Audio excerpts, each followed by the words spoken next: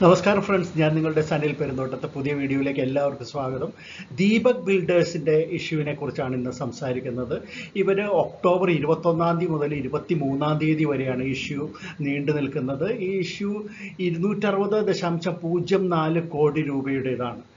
ഇത്രയും കോടി രൂപയാണ് ഇവർ മാർക്കറ്റിൽ നിന്ന് റേസ് ചെയ്യുന്നത്. ഇതൊരു ഇൻ്റഗ്രേറ്റഡ് എൻജിനീയറിംഗ് ആൻഡ് കൺസ്ട്രക്ഷൻ ഫേമാണ് എന്ന് പറയാനായിട്ട് സാധിക്കും. ഇവർ വളരെ വൈഡ് റേഞ്ചിലുള്ള പ്രോജക്റ്റുകളാണ് നടപ്പിലാക്കുന്നത്. അതായത് അഡ്മിനിസ്ട്രേറ്റീവ് ആൻഡ് ഇൻസ്റ്റിറ്റ്യൂഷണൽ ബിൽഡിങ്സ് ആണ് ഇവർ നിർമ്മിക്കുന്നത്. പ്രധാനമായിട്ട് hospitals, medical colleges, industrial facilities, historical memorial കോംപ്ലക്സുകൾ, സ്റ്റേഡിയങ്ങൾ, സ്പോർട്സ് കോംപ്ലക്സുകൾ, റെസിഡൻഷ്യൽ കോംപ്ലക്സുകൾ, അങ്ങനെ പലതരത്തിലുള്ള ബിൽഡിങ്ങുകളാണ് ഇവർ കൺസ്ട്രക്ട് ചെയ്തുകൊണ്ടിരിക്കുന്നത്. പ്രധാനമായിട്ടും ലുധിയാന, പഞ്ചാബിലാണ് ഇവരുടെ കോണ്ടാക്ട് ഡീറ്റെയിൽസ് ഉള്ളത്, ഹെഡ് ക്വാർട്ടേഴ്സ് ഉള്ളത്. അപ്പോൾ നമുക്ക് ഈ കമ്പനിയെക്കുറിച്ച് കൂടുതൽ മനസ്സിലാക്കാനായിട്ട് ശ്രമിക്കാം. ദീപക് ബിൽഡേഴ്സിൻ്റെ പ്രധാന പ്രവർത്തന മേഖല എന്ന് പറയുമ്പോൾ കൺസ്ട്രക്ഷൻ വർക്കുകളാണ്. ഈ കൺസ്ട്രക്ഷൻ രംഗത്ത് തന്നെ അവർ സ്പെഷ്യലൈസ് ചെയ്തിരിക്കുന്ന സ്ട്രക്ചറൽ വർക്കുകൾക്ക് വേണ്ടിയിട്ടാണ്. അതായത് ഫ്ലൈ ഓവേഴ്സ്, പിന്നെ റെയിൽവേ അണ്ടർ ബ്രിഡ്ജുകൾ, ഓവർ ബ്രിഡ്ജുകൾ, അതുപോലെ അപ്രോച്ച് റോഡുകൾ, പിന്നെ റെയിൽവേ സ്റ്റേഷനുകളുടെ വികസന പ്രവർത്തനങ്ങൾ, അറ്റകുറ്റപ്പണികൾ തുടങ്ങിയിട്ടുള്ള ഇൻഫ്രാസ്ട്രക്ചർ പ്രൊജക്റ്റുകളിലാണ് കമ്പനി കൂടുതലായിട്ട് ഇപ്പോൾ ശ്രദ്ധിച്ചു വരുന്നത്. ഇവരുടെ പ്രധാന പ്രവർത്തന മേഖല പറയുകയാണെങ്കിൽ പഞ്ചാബ്, ഹരിയാന, രാജസ്ഥാൻ, ഉത്തരാഖണ്ഡ്, ചണ്ഡീഗഡ്, ഡൽഹി തുടങ്ങിയിട്ടുള്ള മേഖലകളാണ്. അപ്പോൾ ഈ കമ്പനിയെ സംബന്ധിച്ച് പറയുമ്പോൾ ഒരു എൻജിനീയറിംഗ്, പ്രൊക്യൂർമെൻറ്റ് ആൻഡ് കൺസ്ട്രക്ഷൻ രംഗത്തെ ഒരു വിദഗ്ധ കമ്പനിയാണ് എന്ന് തന്നെ പറയാനായിട്ട് സാധിക്കും. 2021 ധനകാര്യ വർഷത്തിൽ ദീപക് ബിൽഡേഴ്സിൻ്റെ റവന്യൂ 310.76 കോടി രൂപയായിരുന്നെങ്കിൽ അത് 2023 ധനകാര്യ വർഷം ആയപ്പോഴത്തേക്കും 433.46 കോടി രൂപയായിട്ട് കുതിച്ചു കയറുകയുണ്ടായി. അവർ 2021 ശേഷം 16ഓളം പ്രൊജക്റ്റുകളാണ് കംപ്ലീറ്റ് ചെയ്തിട്ടുള്ളത്. ഇപ്പോൾ കറണ്ടായിട്ട് പറയുകയാണെങ്കിൽ 11 ഓൺഗോയിങ് പ്രൊജക്റ്റുകളുണ്ട്. അതിൽ 6 EPC ആണ്, അതായത് എഞ്ചിനീയറിംഗ്, പ്രൊക്യൂർമെൻറ്റ് ആൻഡ് കൺസ്ട്രക്ഷൻ കാറ്റഗറിയിൽ വരുന്ന പ്രൊജക്റ്റുകളാണ്. 5 ഐറ്റം റേറ്റ് അല്ലെങ്കിൽ പെർസെൻറ്റേജ് റേറ്റ് ആയിട്ടുള്ള കോൺട്രാക്റ്റുകളുമാണ്.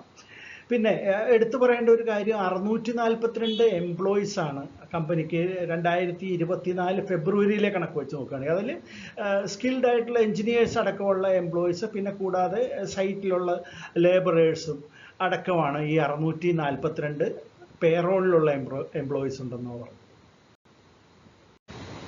ഇനി കമ്പനിയുടെ പ്രൊമോട്ടേഴ്സിൻ്റെ കാര്യം പറയുകയാണെങ്കിൽ സിംഗാൾ ദമ്പതികളാണ് കമ്പനിയുടെ പ്രധാന പ്രൊമോട്ടേഴ്സ്. ദീപക് കുമാർ സിംഗാൾ, അദ്ദേഹമാണ് കമ്പനിയുടെ മാനേജിംഗ് ഡയറക്ടർ ഈ ചിത്രത്തിൽ കാണുന്നത്. അദ്ദേഹത്തിൻ്റെ പത്നിയാണ് സുനിത സിംഗാൾ, അവരുടെയാണ് മറ്റേ ചിത്രം.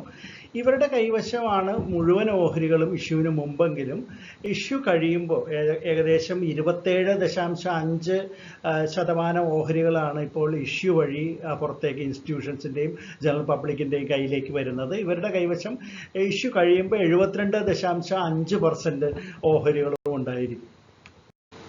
ഇനി കമ്പനിയുടെ മറ്റു വിവരങ്ങൾ പരിശോധിക്കുകയാണെങ്കിൽ EPS 12.2, P ratio 16.64, return on net worth 52.39%, NAV 39.35 per ഷെയറുമാണ്. ഇനി നമുക്ക് ഇതിൻ്റെ ധനകാര്യ കണക്കുകളിലേക്കൊന്ന് വരികയാണെങ്കിൽ റവന്യൂ 2023 435.46 കോടി രൂപയാണെങ്കിൽ അത് 2024 ആയപ്പോഴത്തേക്ക് മാർച്ച് 31 516.74 കോടി രൂപയായിട്ട് വർദ്ധിച്ചിട്ടുണ്ട്. അതുപോലെ നെറ്റ് ഇൻകം 2023 21.4 കോടിയായിരുന്നത് അടുത്ത വർഷമായപ്പോൾ 2024 ആയപ്പോഴത്തേക്ക് 60.41 എന്ന ലെവലിലേക്ക് വർദ്ധിക്കുകയാണുണ്ടായത്. അതായത് റവന്യൂവിൽ ഒരു 19%,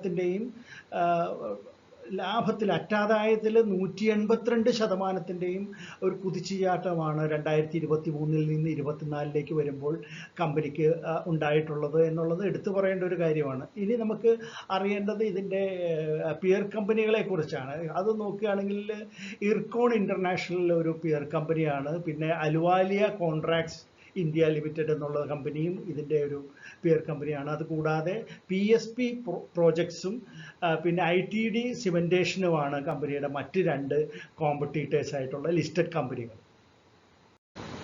ഈ ഇഷ്യൂവിൽ നമുക്കറിയാം ഏകദേശം 42.83 കോടി രൂപയ്ക്കുള്ളത് ഓഫർ ഫോർ സെയിലാണ്.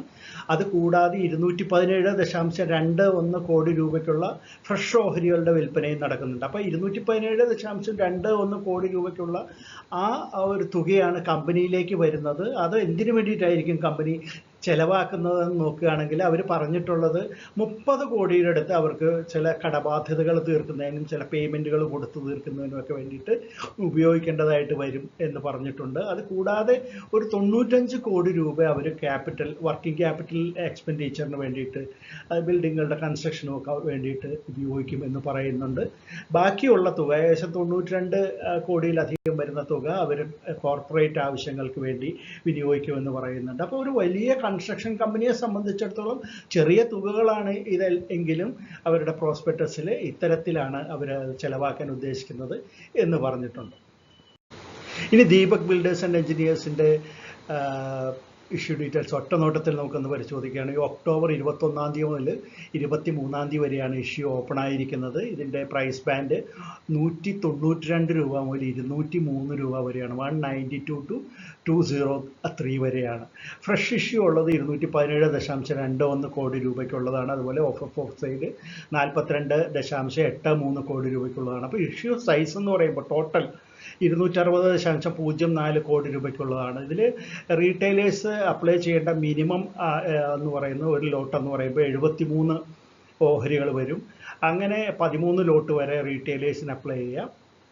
14 ലോട്ട് മുതൽ ഏകദേശം 67 ലോട്ട് വരെ HNIസിന് അല്ലെങ്കിൽ ബിഗ് HNI ആണെങ്കിൽ 68 ലോട്ട് വരെ അപ്ലൈ ചെയ്യാവുന്നതാണ്. ഇത് 10 രൂപയാണ് ഫേസ് വാല്യൂ കേട്ടോ. ഇത് റീറ്റെയിലേഴ്സിന് 35% അവർ അലോട്ട് ചെയ്യുന്നത്. HNIസിന് 15%, ഇൻസ്റ്റിറ്റ്യൂഷൻസിന് 50%മാണ് കമ്പനി ഷെയർ കൊടുക്കുന്നത്. NSEയിലും BSEയിലും ഇത് ലിസ്റ്റ് ചെയ്യും. ഇതിൻ്റെ അലോട്ട്മെൻറ്റ് 24 ആയിരിക്കും ഒക്ടോബർ മാസത്തിൽ.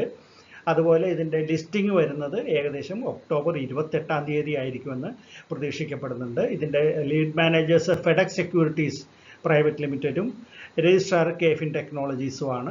ഇത് അപ്ലൈ ചെയ്യണോ വേണ്ടയോ എന്നൊക്കെ സംശയിക്കുന്നവരോട് പറയുന്നത് സർപ്ലസ് ഫണ്ടുള്ള ലോങ് ടേം ഇൻവെസ്റ്റേഴ്സിനോട് ഇത് അപ്ലൈ ചെയ്യുന്നതിൽ കുഴപ്പമില്ല എന്ന് തന്നെയാണ് പറയുന്നത്. എന്നാൽ റീറ്റെയിലേഴ്സിനോട് വേണമെങ്കിൽ നിങ്ങൾക്ക് ഇത് ഒഴിവാക്കാവുന്നതേ ഉള്ളൂ എന്നുമാണ് എൻ്റെ വ്യക്തിപരമായിട്ടുള്ള അഭിപ്രായം. അപ്പോൾ എപ്പോഴും പറയുന്ന പോലെ തന്നെ വീഡിയോയെ എല്ലാ രീതിയിലും സപ്പോർട്ട് ചെയ്യുക, കമൻറ്റുകളിടുക, ലൈക്ക് ചെയ്യുക, പിന്നെ സബ്സ്ക്രൈബ് ചെയ്യാത്തവരുണ്ടെങ്കിൽ സബ്സ്ക്രൈബ് ചെയ്യുക, ബെൽ ബട്ടൺ പ്രസ് ചെയ്യുക. ഇതൊന്നും പ്രത്യേകിച്ച് ഇനി പറയേണ്ട ആവശ്യമില്ലല്ലോ. അപ്പോൾ നമുക്ക് മറ്റൊരു IPO വീഡിയോ ആയിട്ട് വീണ്ടും ഉടൻ തന്നെ കാണാം. അതുവരെ നന്ദി, നമസ്കാരം.